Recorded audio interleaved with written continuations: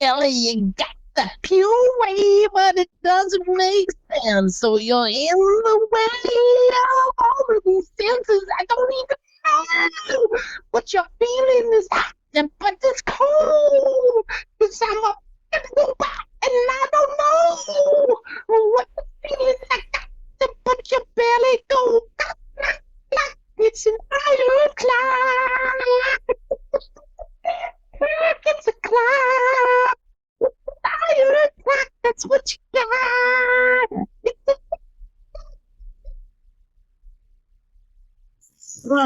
All right. Vince, come on, man. Yeah, I know. The way that shtick is supposed to go classically is that I interrupt Greg within a few seconds to introduce the show. But it was all before going on the air that I was going to let Greg sing along with sing. Oh, I'm getting an echo from somebody. Oh, I'm getting an echo. Oh.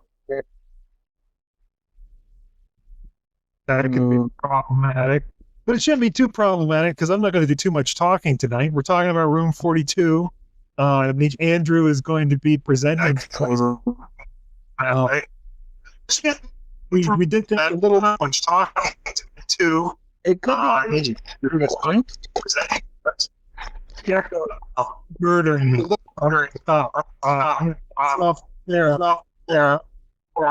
Bring the things goes with the things.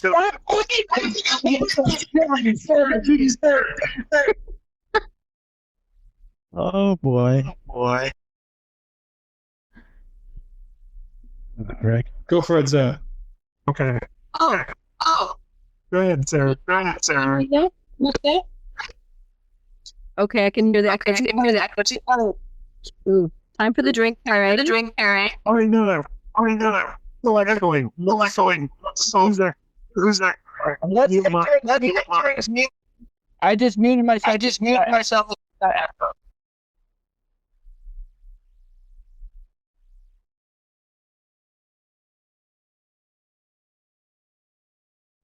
Well, we can't all mute ourselves in the same. Okay, let's start with Andrew. Andrew, mute yourself. it was Andrew. I think it was Andrew because it's not echoing anymore. Yourself. Mute. It was Andrew. It was Andrew. Way to go. Way to be a traitor. Am I the killer? Yes. Yes. Yes. The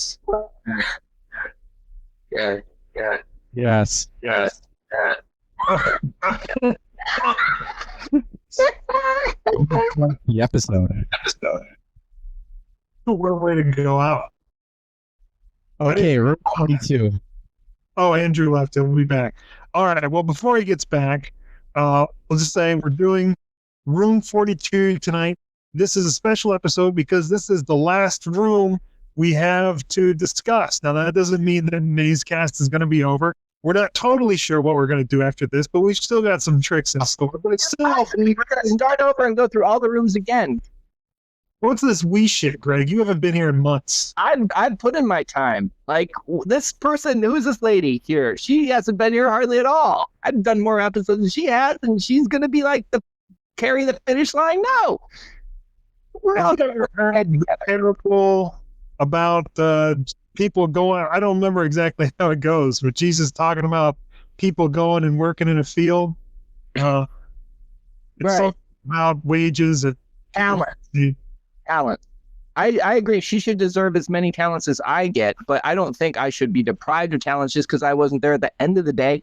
I worked really hard at the start of the day. No, that's kind of the way that parable goes. It's about how everyone goes to hell except for the people who came in at the end. Oh. It's not about fairness. It's just illustrating the cruelty of nature. Blessed be the people there at the end. Okay. Well, but you're here at the end, so I guess. Yeah, so what's your action about?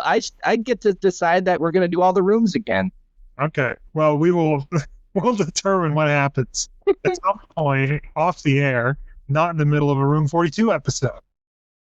We're going to be talking about Room 42. Sarah's going to give us our drink pairing. Greg has apparently not only not been on the show, but not watched it in quite a long time. So he's not familiar with Sarah, who gives us our drink pairing for every room that we discuss. And then he's going to lead our discussion on room 42. And we did this week a little differently.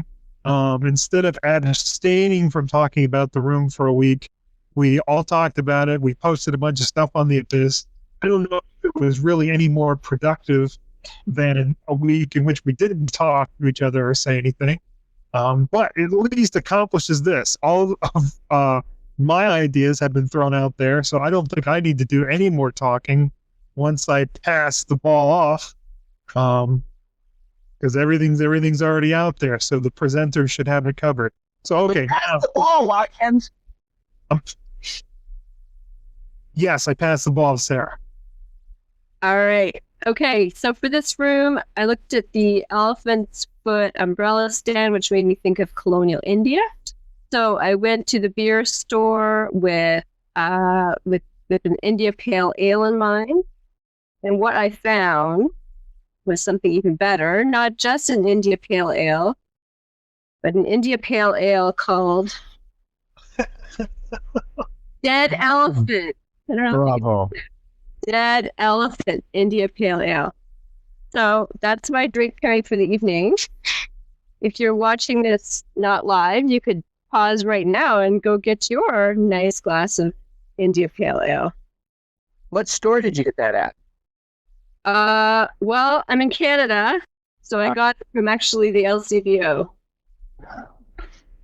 Here's my pale ale right here. Cheers! Cheers. Two Canadians drinking beer. Sort of embarrassing. So, hey, is this your first can? No, it's abstinence from spirits. Okay. So can you talk about how the beer tastes? Oh, it's quite hoppy. Uh-huh. A little bit fruity. Has a nice aftertaste, but it's a little, it's actually a little bit of a thin aftertaste, so I'm surprised with that. But I guess it's, it's dead, so that's not surprising. It's good. Strong, 6.5. Now, you had to go to one of those special, government licensed alcohol establishments to buy this?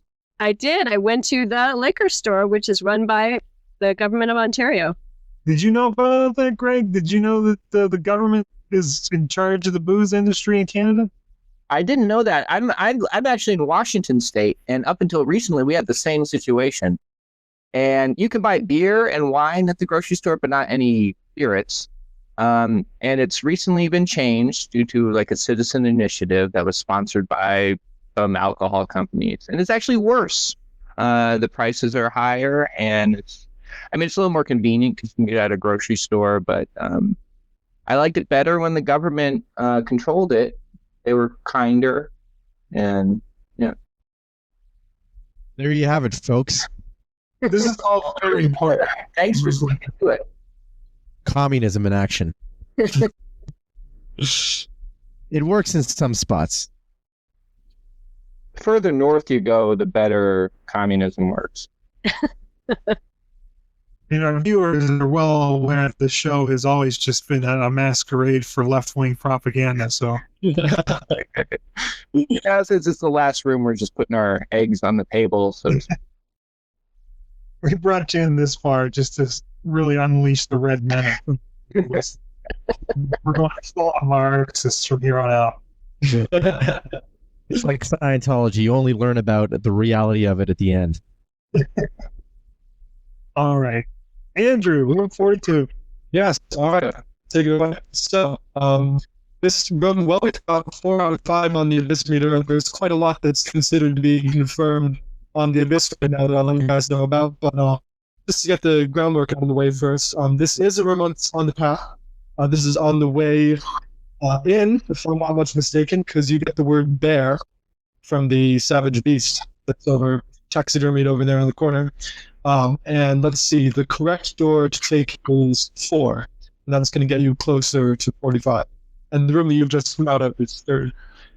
So let's take a look into all of the many. Let's sample the massive buffet of solutions that are supposedly confirmed, and we'll see which ones we like and which ones we hate. So I guess we should start off with the one that I think is probably the simplest of the best, which is the pair of dice. When you look in the all the images around the Oh, corners of the room, you can see on the door 37 we have sorry, was I interrupting? no, I was saying you were completely incomprehensible there for a long time. Oh dear. You've been stricken by the robot virus, but you sound okay now. Now, where'd you miss me? Just start from explaining the solution. Sure. So the solution that I think is a good start for us is the pair of dice, which is on the image of door 37. The bottom die impossibly shows a 1, a 1, and 2, which can't be. So you notice that that's wrong, and you add the dots up, and you get 4. Which seems pretty simple and straightforward. Now, on the Abyss, this is advertised as part of a set. Apparently, there are somewhat hidden 4s in this. You take that as being one of them. You take the 4 boots as being a second quartet, and you take the bare feet in the picture up at the very top of the room as a third set of 4. Now, I don't really particularly like either of the.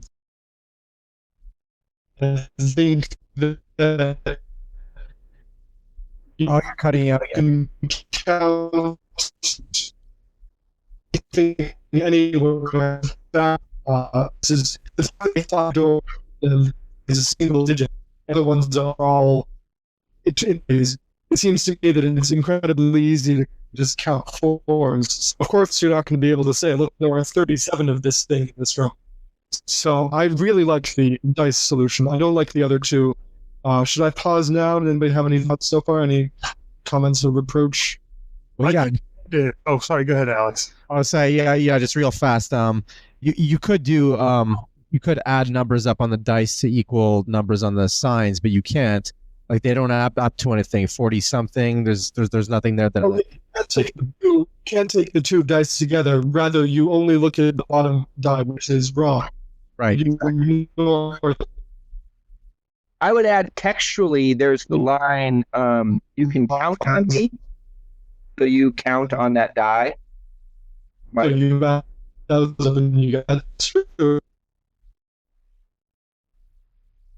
Alex, you might have to take over because Andrew's totally cutting out. Okay. yeah, we should. That's people have tried to do a whole lot with that. And yeah, you could. I'm sorry. Am I still coming out? Yeah. Cutting out. So I'll explain the other basic theories about the signs on the doors. Okay, he'll be back. Okay. Well, it's gone. Let me just say, I agree that's a totally dumb solution. Well, I have no reason to be. 5 boots in the room. Boots. So how do you pick 4 of them and say the 4 boots are included door 4? Because they're paired up. They're paired up. I don't understand. One of the boots is a little farther away from the other. That's ridiculous. But if There is no 5. Like, What do you mean? What's ridiculous? There's a 5. there are 5 boots in the room. Well, the boots are there's 2 pairs of, Only and then 5 boots total. So you could use the boots as a pointer to 25. I see what Vincent is saying. I don't think that's very compelling. The boots. But compared when you look at the pairs of things, the pair it's part of that group. The salt and pepper, the SP is the only thing that's left. So those are 2 conflicting clues if you look at them that way. Well, I think So- the pair solution is a lot more compelling than the things add up to 4 solution. Yeah, and I think the boots would make a lot more sense in that context of just fitting this pattern of like paired, unpaired, or like pair, not a pair. You know what I mean? Yeah. Like a pair of boots, a boot on its own, which seems to fit the same theme of the pictures on the doors being pair, not a pair. That makes more sense to me than saying well, let's just count these boots here, and forget about the other boot, and that gives us. Yeah. Yeah, you're right about that. I think. Pair solution's way better. So should someone tell we haven't actually brought that one forth, but we're kind of saying we prefer that one, or at least I am. SP, want to do that? Well, I like the 4 bare feet at the top too. That's a 4 right there. Yeah, but come on, that's how many feet the bear had. Yeah, it's a bit. Yeah, but okay, but why? Pair. And they even make a point of like the front 2 feet sort of overlap so that it's kind of like one, and then, I mean, like let's say the correct door were 37. Here's what the answer would be on the Abyss. I guarantee you, it would be that every one of those feet forms a 7, right? So you have 37, so it's 37. Yeah. Oh no. Stuff that, I mean, and obviously I think we could pick any room we want and we could find some stuff we could count that was 4. Anyway, get to the good stuff.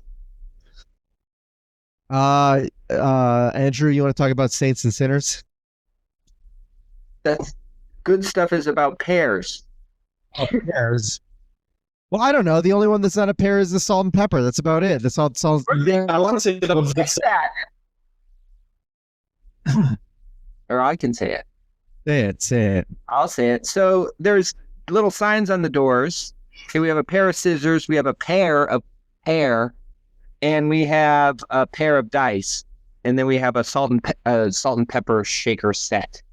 So the odd person out, or the odd sign out, is the salt and pepper shaker set. And we came from room 30, so we kind of know that that's not the way. Actually, 30 can be excluded because the text says they opened a door, and 30 already has an open door. Okay. I don't know why that is not accepted as a solution. I accept it. Well, I mean, on the Abyss, it just seems so unambiguous. Yeah, maybe that's why. Like, it makes sense. So of course it's not going to be accepted. Oh, Greg throwing stones. Oh yeah! Boom! Come full circle, guys. If you guys remember the first episode, we were trashing the Abyss. Now it's No, we weren't. Not right. No, I guess you haven't watched it in a while, have you? no, I haven't. But I don't think so. We've always had this sort of love-hate relationship with the Abyss, where there's a lot of important and good stuff that came from it, but we're always sort of morally offended by some of the solutions on there. It's like your relationship with your dad or your mom. I don't hate my mom. No, yeah, well, right. You don't hate the Abyss either. It's just like they've kind of like given you some instruction, but at the same time, their kind of rules kind of crimp your style, and you want to explore on your own. And maybe you don't agree with everything that they've handed down from on high, but you still kind of, are glad that they taught you what they did. But everything they taught you is maybe not everything that you think is right. Well, that's I don't know what your relationship with your parents is like, but I would just like to make clear that I love my mother and my father. I'm talking about my relationship with your mother and father, not my parents. I'm out of it.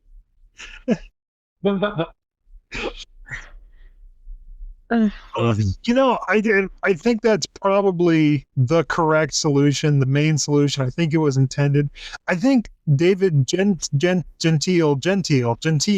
David Gentile actually made a good criticism of that solution, which I think is fair, which is that even a grouping of two non-similar or non-identical things is still like a pair. Like if you hear often said of two, what did I say, like very different people that hang out together or are married or something, you'd be like, wow, they're quite a pair.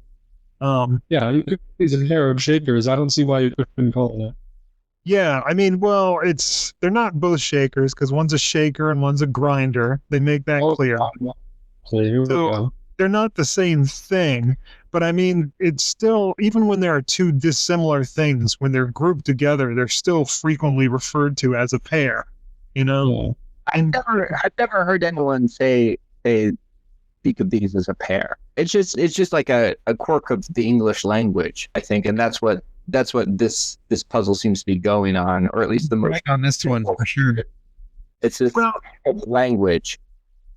there's certainly a use, right? I mean, that's the thing. There's like a usage of the word pair where it would mean two of the same thing. Or if you say I want a pair, but like even consider a pair of shoes. Shoes aren't identical, right? They're mirror imaged. Right, but as like you also have a pair of scissors. Yeah, a pair of scissors is not identical either. Each piece of it is the mirror image of the other. Yeah.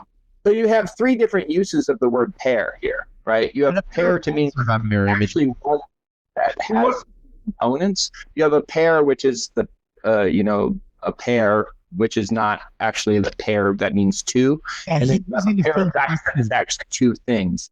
So you have three different uses of pair, and then you have salt and pepper shaker, which is not a use of the word pair. But I'm saying that it is. Like people would refer, like say you were at an auction site and they were selling an antique salt shaker and pepper grinder, and they would say like, how much for the pair? That is absolutely a way that people would use the word pair. And But then in that way, you could call any two things a pair, right? Like you could refer to any two things as a pair. But I mean, we would say a pair of scissors. We would say a pair of dice. But I mean, the correct way to refer to the salt and pepper is as a set. So I do think that this one really.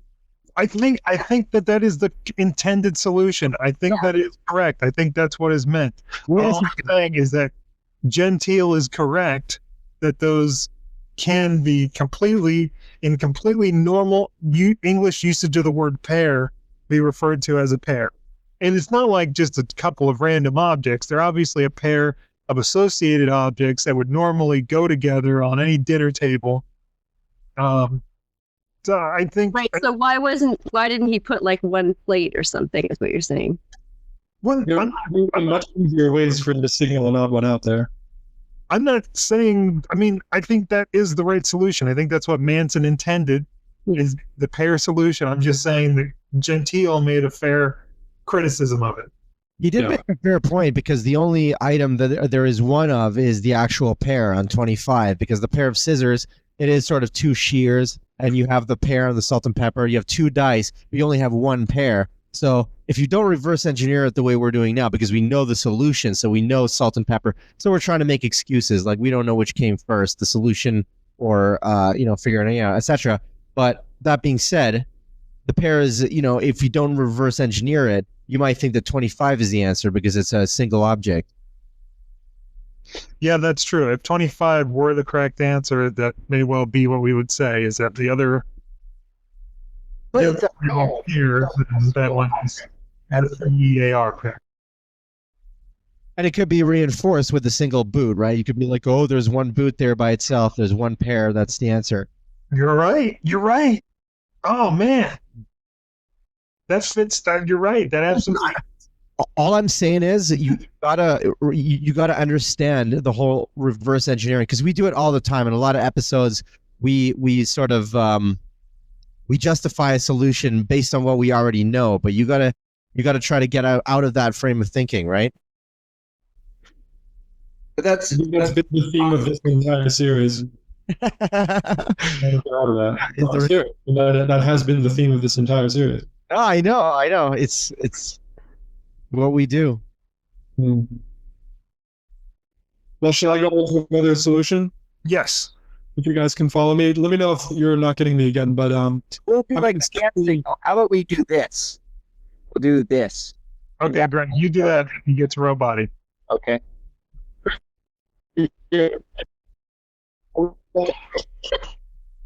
Now, he was speaking perfect. Very carefully if you're Instagram, and we'll see if this works. I'm going to skip honest. This.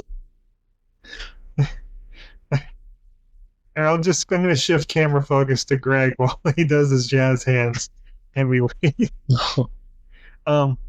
He was speaking perfectly clearly during the explanation of what the warning sign would look like, but then as soon as he is able to speak, he went robot-y.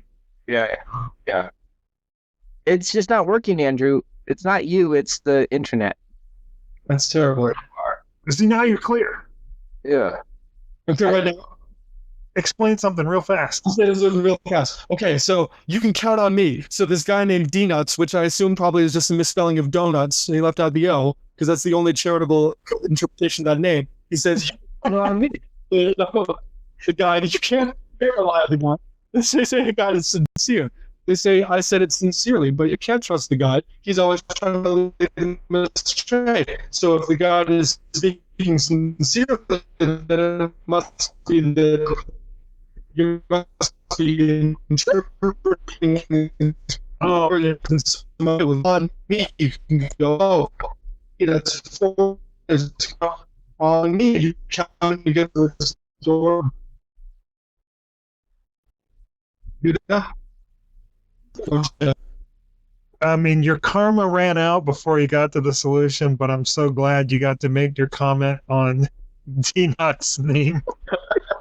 I think his name is Dan, and he's got some nuts.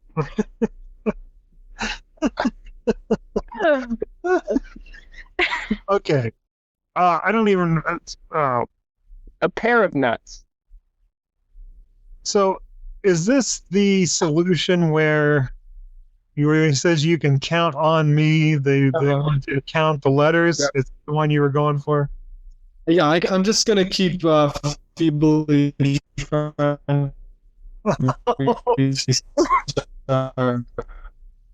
Alex, do you have the Alex? You got to take the course. You got to do it.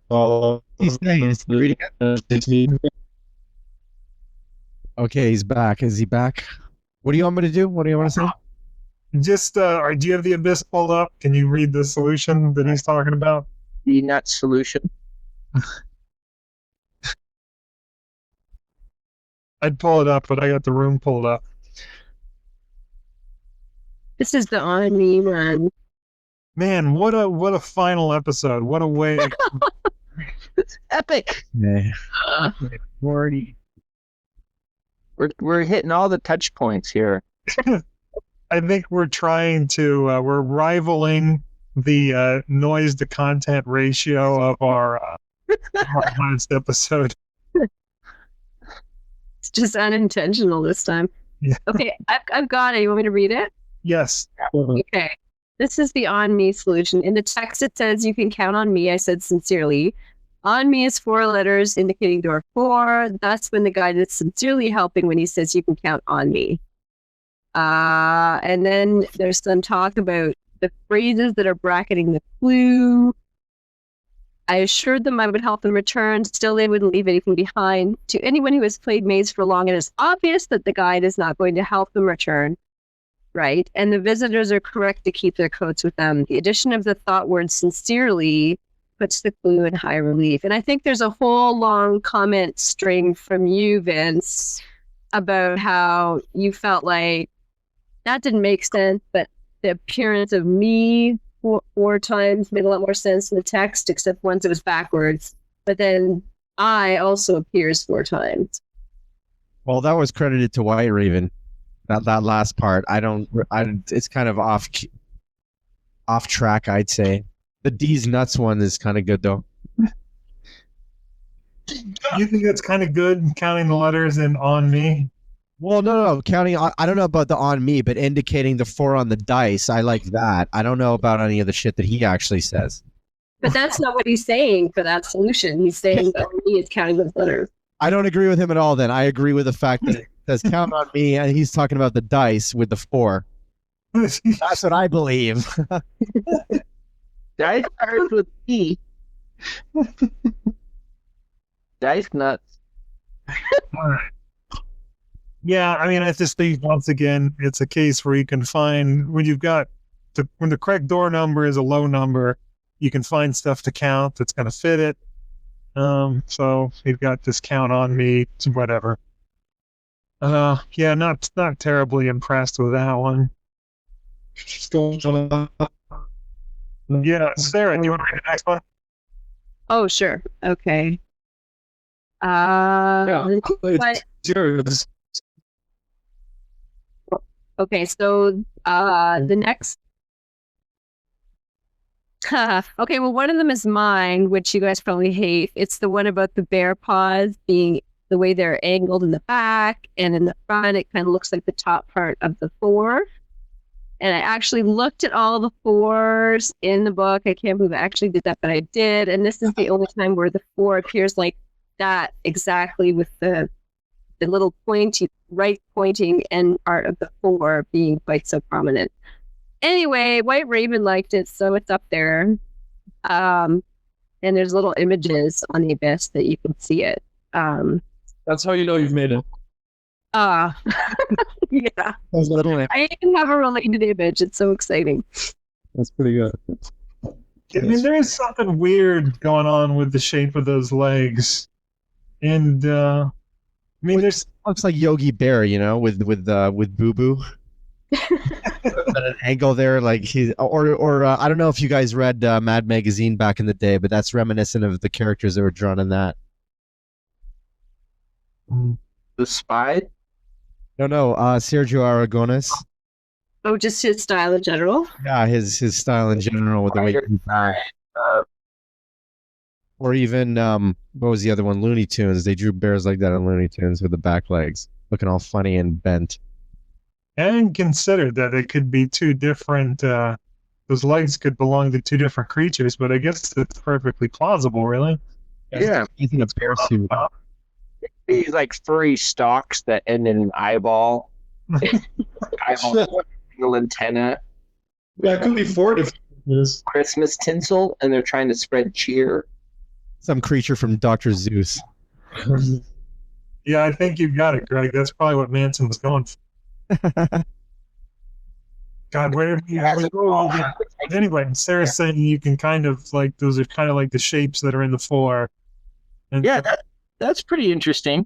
I haven't read that your solution on the abyss, Sarah, but I think that's interesting.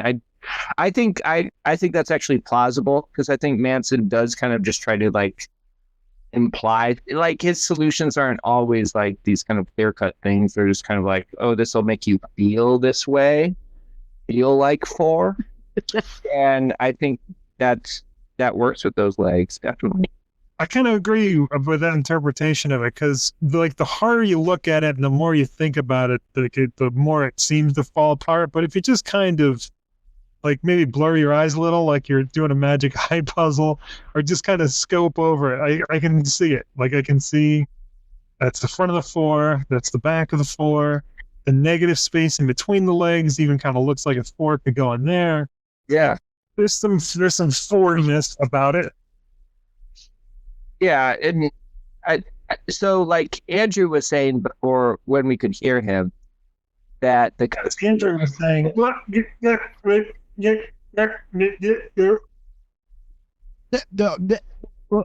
story of this podcast was I forget what he was saying, but we had some visitor episodes, which I think kind of gets to more the intention of the book, which was these kind of more intuitive leaps and decisions that way. Like, what he was saying is that it's like us trying to avoid reverse engineering was kind of the story of this whole series that we've been doing. But we've had a few episodes which we brought other people in who haven't really studied the book the way that we have, and they've kind of seen it from the other direction. And I think that's kind of more the intended audience of Christopher Manson when he wrote the book or made the book. And I think the back leg solution that Sarah brought forth is kind of more in line with that. And I think that means it's probably right.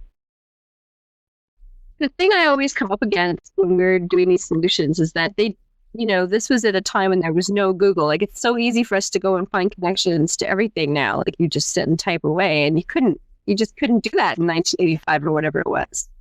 So a lot of these things that are accepted solutions are just so difficult. I just don't know how people, maybe he just did it for his own entertainment and didn't really expect anyone to get it. I think there's probably more of that going on than we know. Either that or he just has no conception of what a normal human being knows or can figure out. Right. Which won't be the case. Well, he's not a puzzle designer, right?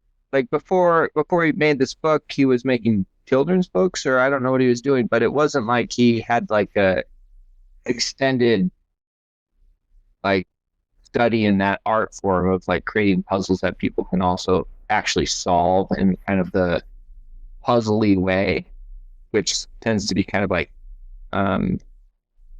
tends to have a solid ground to it. So I think, just like if anyone were to just come up with a puzzle, their first puzzle, and then have it become suddenly really popular because his visuals are very striking and there's this kind of mystery in the text that people kind of like the people being us, really read into it. I mean, it's not like he's like a puzzle artist. He's a visual artist, and he's got like, some, vague enough text to kind of keep us guessing about it. But really, puzzle construction isn't really the art form that he spent a lot of time doing and had a lot of failures and checks and editing. Like, I don't think the editor has really like checked his puzzle creation either. Oh no, I can't imagine anyone else had any idea what was going on. Yeah. But it's funny because right after this, he came out with 2 really solid, concretely solvable puzzle books, And Which are as compelling.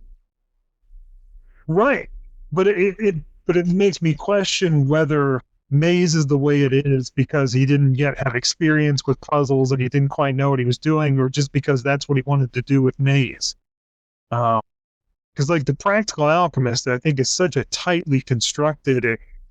It would be so difficult to do something like that without having inadvertent paths running through it all over the place. Just because there'd be so many words he didn't think about. Oh shoot, there's this, they can put that in. People have come up with alternate paths through there, but it's not easy to do. I've found like 8, probably 12. So anyway, Not big. Yeah, big. That'll be a good book to do next if we continue. If Maze is dead on this podcast. well, it's hard to do a lot about that though, because the solution's right in the back of the book. No, coming up with alternate stuff. I think that would be fun. Oh, come up with alternate stuff. I could see an episode, but I think after this, we're going to do the rooms all over again. All right. And by we, I mean you guys, because normally I can't make it.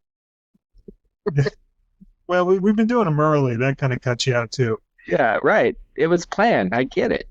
But Sarah, I was suddenly available at time. Sarah, can you explain the elephant foot umbrella stand solution? Because Okay. right now I can't. Okay. Yeah. Well, I don't even know if I believe that it's a solution really, but it's interesting. So, the elephant's foot umbrella stand is actually a parlor game. And the parlor game, I guess the classic version of the parlor game is that someone would know the rules to this game and nobody else would know. And the rules that they would say, okay, I went to the store and bought an elephant foot umbrella stand. And then everyone would say, oh, I went to the store and bought, whatever, a calendar. And then the guy running the game would say yes or no. And the rule was the things you bought had to start with the letters ELEPHANT and so on in sequence. But nobody else knew that. So the people would have to figure that out based on what, the guy said was right or wrong. So that's the classic version of it. But I guess it can be expanded to have any rule. So, the rule could be only green things or only things that you can see in the room or, only office supplies. I don't know. But the main thing is only the guy running the game knows the rule, and the job of the other people is to figure out the rule. So I don't know. From my perspective, go ahead. Sorry, when I was a camp counselor back in the day, the rule was that it had to start with the same letter as your name. Yeah, exactly. Stuff like that. So there we have. Playing one like that at camp, actually. Yeah. It's maybe it's a Canadian thing, or just a camp thing. So I was going to say the next show could be about Alex as a camp counselor, Maybe we just had longer It's a general problem. topic. I think we could get a whole another couple years out of that. You know what? It was a great job while it lasted down at Harborfront. You know what? It was an awesome time. I'm glad I did it. It was really fun. All right. So next time on Mazecast, day 1, Alex, fresh counselor. We'll see what it's like. So this elephant stand game, is it like eat poop you cat? Like that's kind of like the classic start is the elephant umbrella stand. Right. Okay. The classic start. That's why it's called that. That's why it's called that. And Vince came up with something about how the objects in the foot kind of, you could pick any 2 of them and make them similar, and then there's always one odd one out. And then White Raven said, "Oh, it's like this." He had some other idea about how it worked in the room. I guess. White Raven related it to the pairs. So he's like, okay, the rule is pairs. You have to figure out that the rule is pairs, and the elephant's foot is beside 2 of the pairs. So that's what's going on with the elephant's foot. And I don't know. I'm not sure. Maybe. I think there's something going on with those 3. Because think about it, guys. Like those 3 things: the umbrella, the cane, and the baton, have appeared in Maze numerous times all throughout Maze. This is the only one where they're all together. Yeah. Yeah. Yeah. Along with the top hat. Looking. Not like any other umbrellas. Most of the umbrellas just had a regular hook at the end of them. Well, from what I remember, all the umbrellas are different, right? Yeah, every umbrella is different. This is a very bird-like umbrella here. Yeah. So can I say something about this room that's just kind of like I don't think about this room too much, but the one thing that makes me that I think about with this room is the line rending with tusk and claw.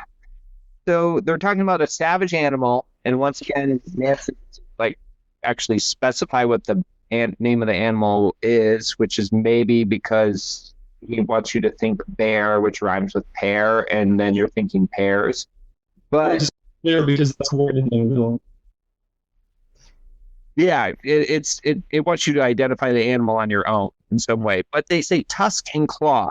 So is this like sloppy writing on Manson's part, or is he actually referring to something that isn't pictured? Because bears don't have tusks. It's so weird. I mean, who the hell knows? Right.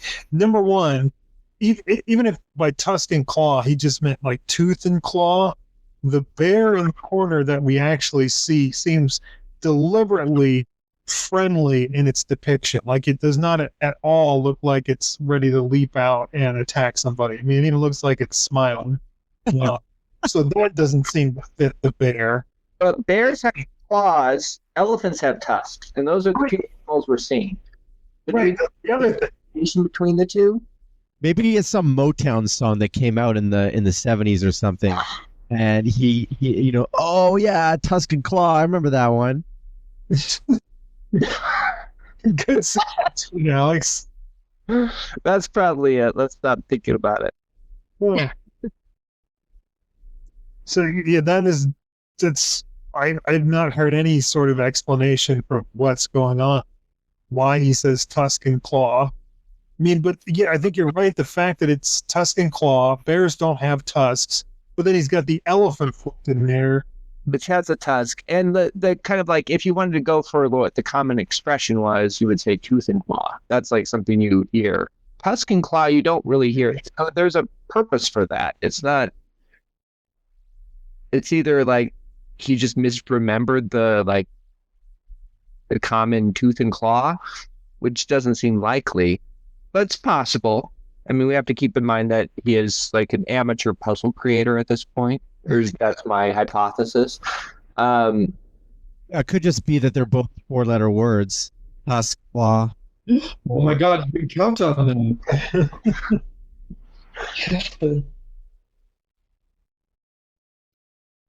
Well, I'm glad you mentioned it there because that was the last one. aspect that I love with the Saints that way. This is definitely the big hot button topic that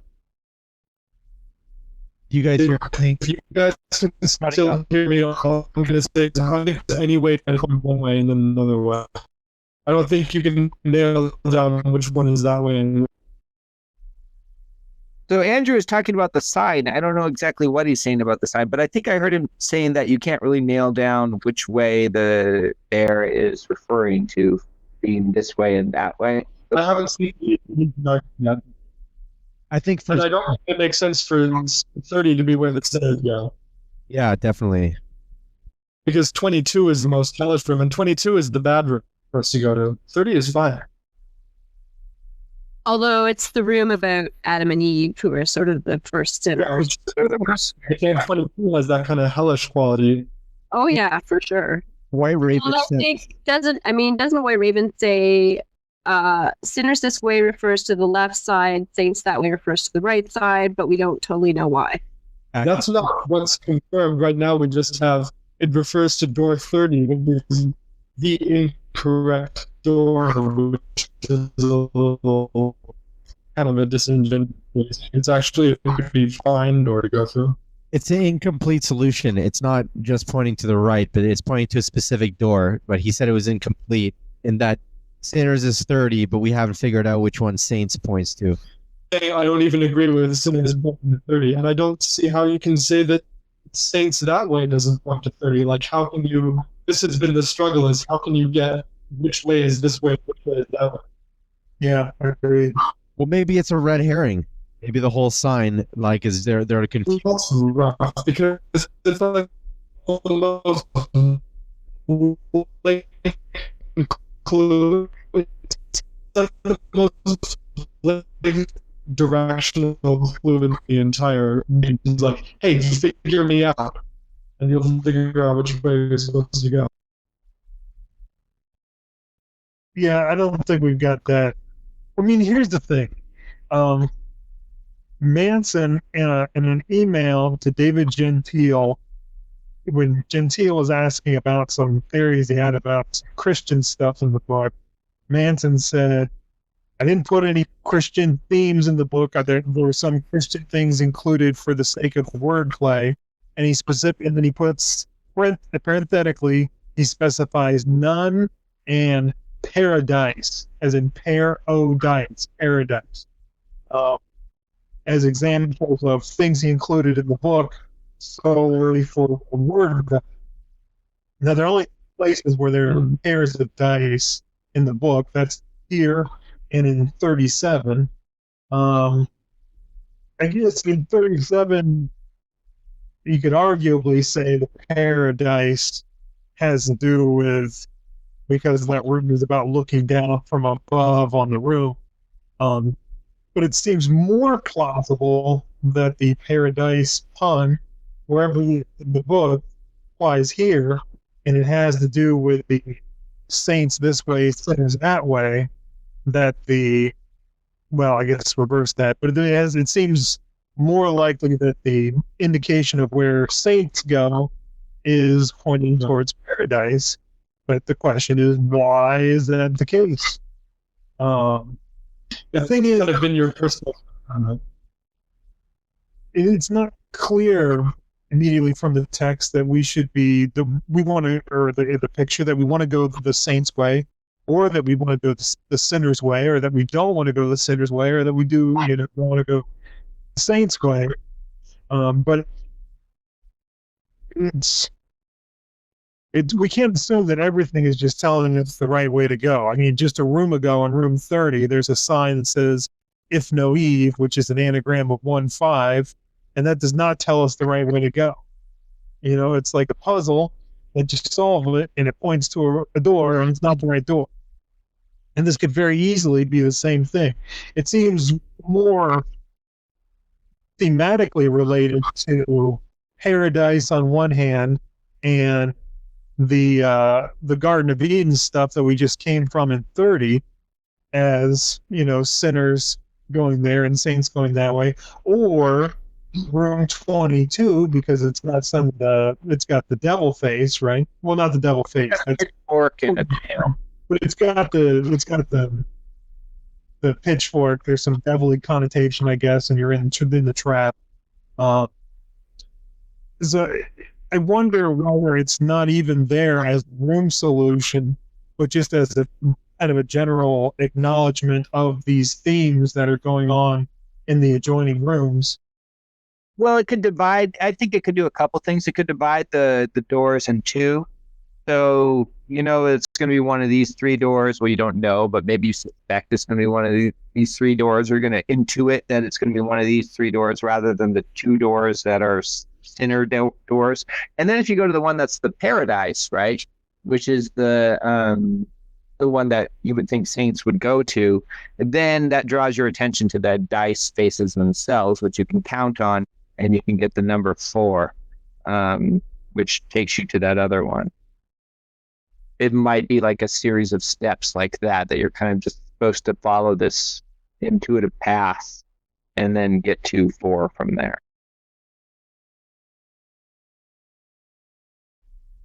What? So I could say it again. So there's two. No. Everyone curious about what he just said. Just rewind it. Well, not rewind. Okay, I was born a long time ago. Just get back and then back what he said. Imagine that we all just heard it and now we understand it and we're all on the same page. Great job. Okay. Boy, do we have any accepted or suggested solutions left that we need to talk about? I've totally lost track of where we are. This is like the old days where our episodes just went on and on forever. This is great.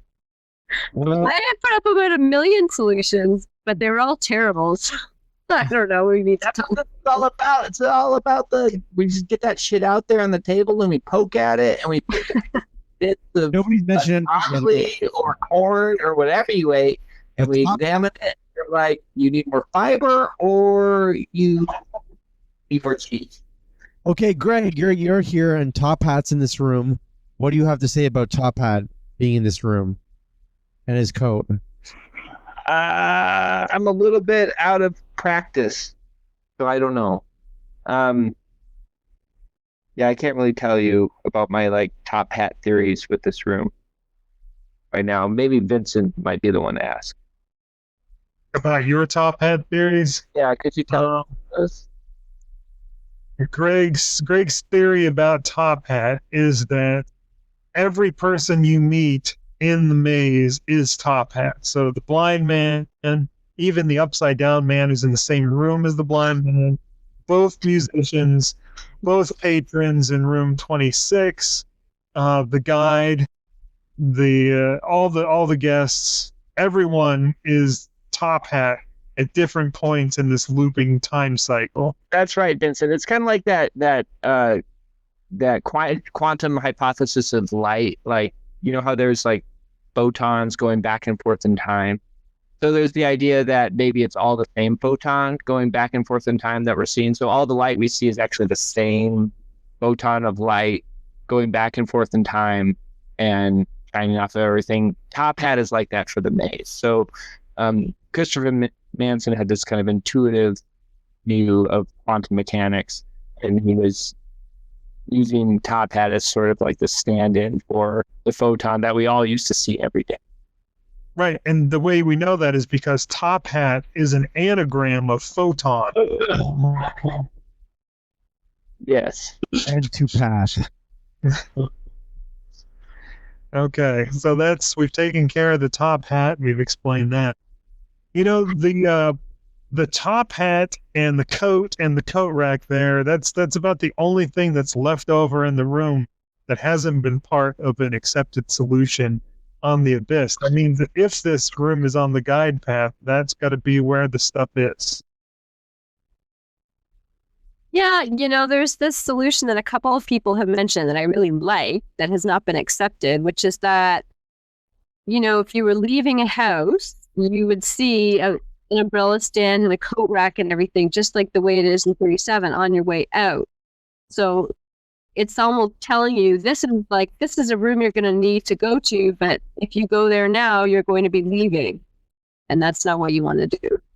And I kind of like that. I mean, I don't know, it kind of works for me, but I think White Raven doesn't accept things. Often it's because they're terrible, but often it's because he has some other use for them. Yeah, and it seems like almost any other use would probably be better.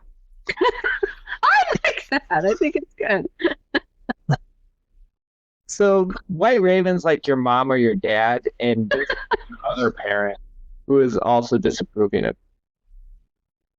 Your drunken stepfather that Yeah, he's your stepdad who. I don't like beat you or like get funny with you or anything, but you still kind of feel really bad about me being around. Like you really feel like I'm mistreating your mother, and maybe It's kind of in the way of the TV.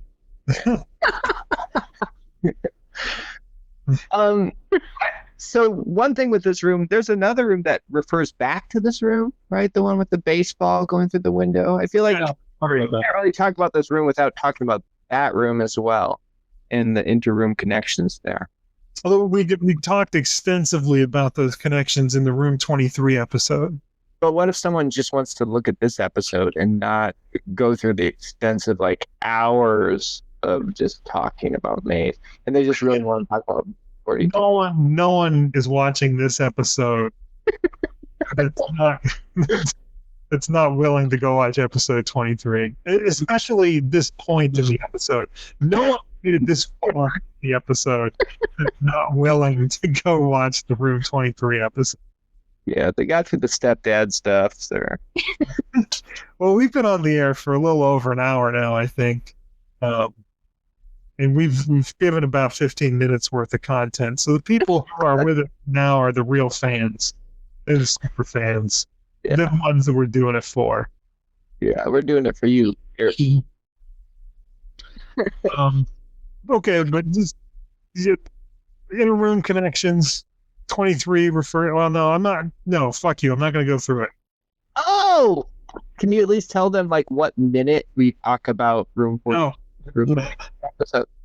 No. A second, and so just a minute. No, they should watch the whole episode. Yeah, they have to watch everything. We want good analytics here, guys.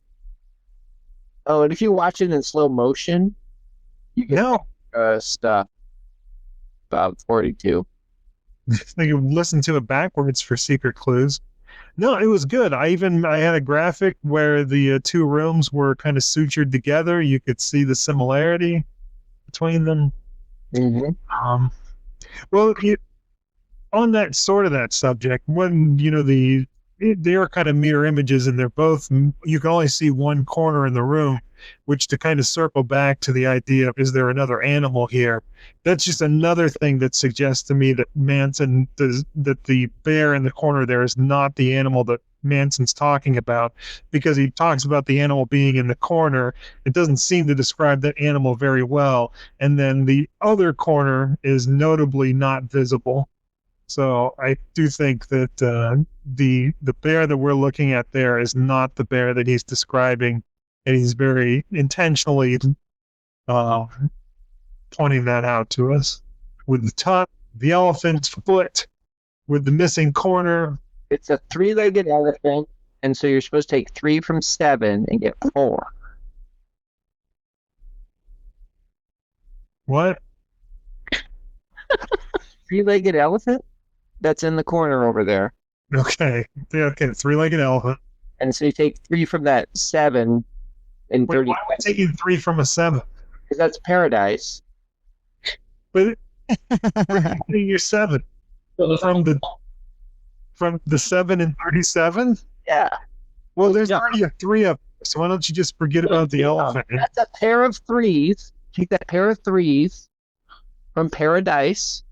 There's only one 3 in the paradise. Oh, but you have the 3 legs from the elephant that you can't see in the corner. Okay. That's 3 legs with the 3 there. And one of the clues of that is that the bear legs that look like 4s kind of looks like there's maybe 3 legs there because the 2 are overlapped. Hey, we are missing 4 legs in the room because we can only see 3 of the bear's paws. One of them is completely covered by the sign, and we can't see the elephant's other 3 feet. So there are 4 missing feet. Yeah. That's pretty extraordinary. Yeah. Or there are 4 feet present, I guess. But then it's really like there are 8 feet because then there's the painted feet too. So I think you really want to count the missing feet. There's like a pair of 4s. Paraforce? A pair of 4s is 8. Yeah. That's accurate. We're solving all over the place. This is like a That wasn't a solution. it's like we drank a solution and we couldn't handle it all, so we just spewed it all out, and that's what you're getting right now. This like spew of solution.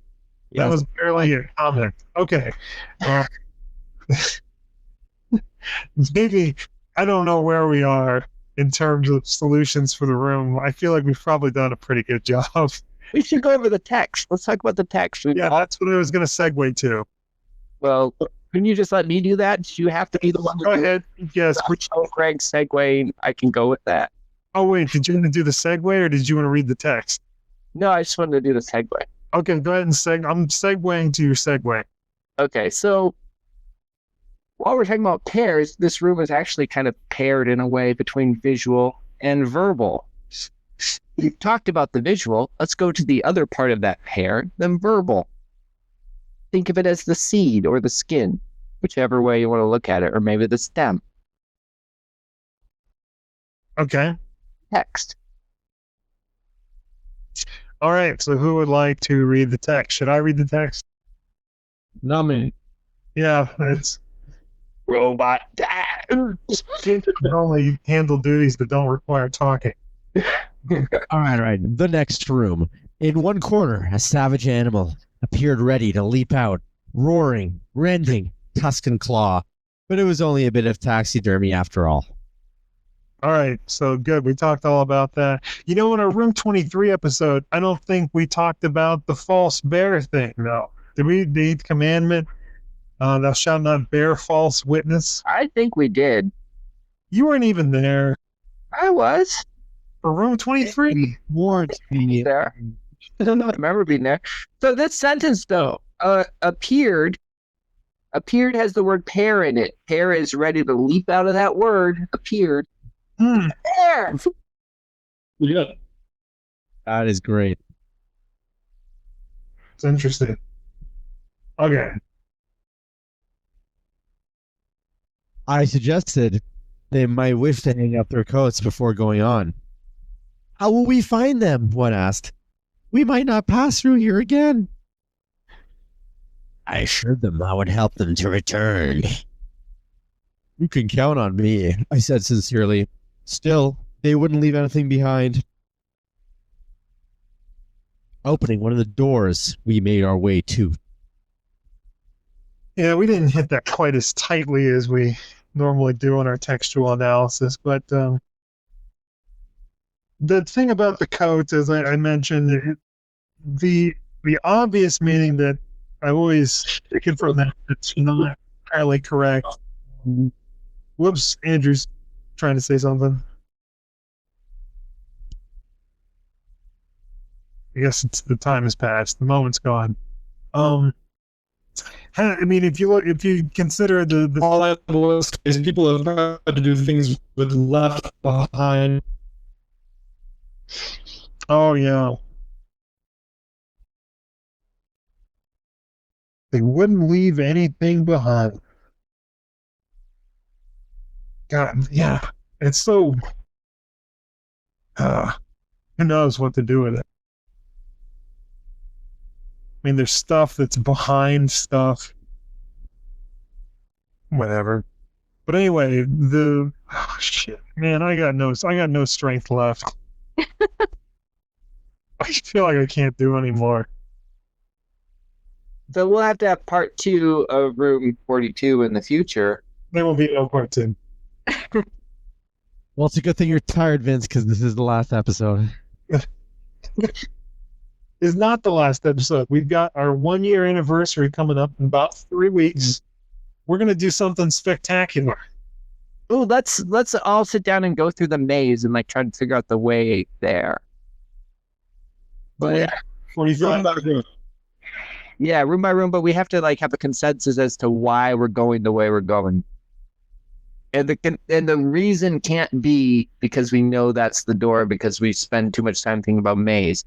We actually have like a compelling argument that people agree to. Oh, you know what would be interesting? Let's say we do that, and someone who is not familiar with maze is the judge. Oh, yeah. And then say we go. Yeah. Ooh. That could be a lot of fun. Yeah. And that's when we're going to break out all the counter arguments, all the other bullshit. Hey, this kind of looks like this number. Hey, you can count this stuff. The more, and we'll see what's more persuasive. I think that's a great idea. We should have a competition between people who are trying to get to the center or trying to get to 24.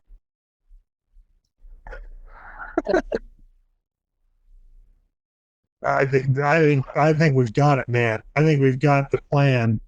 Yeah. For the 1 year anniversary. Okay, so that's what we're going to work on. We're going to have to get someone who can be the judge here that doesn't know anything about maze, who's willing to sit and listen to us talk for however long it takes to either get to room 45 and back or to fall into 24. Yeah. So if you're listening to this, you're not eligible. Yeah. So please don't let us know you're interested because we can't pay you. Your experience. And they should really know nothing, like no clue about the book, so they don't even know like what difference it makes which way you go. They just should know there are puzzles in the rooms that tell you which way to go. So that they're not like trying to game it in the sense of like who do they think is more trustworthy, you know. It's that they're just evaluating the puzzle solutions we get. Yeah, we got it, man. All right, seriously, did anyone want to say anything about the text? It's kind of boring. Well, you got to say now because we might not pass through here again. Oh, that would have been a good button. All right, I think we're probably done for the night then. Could Alex say that line again and then stop it? Stop it right after he says we may not pass this way. Yeah. We might not pass through here again.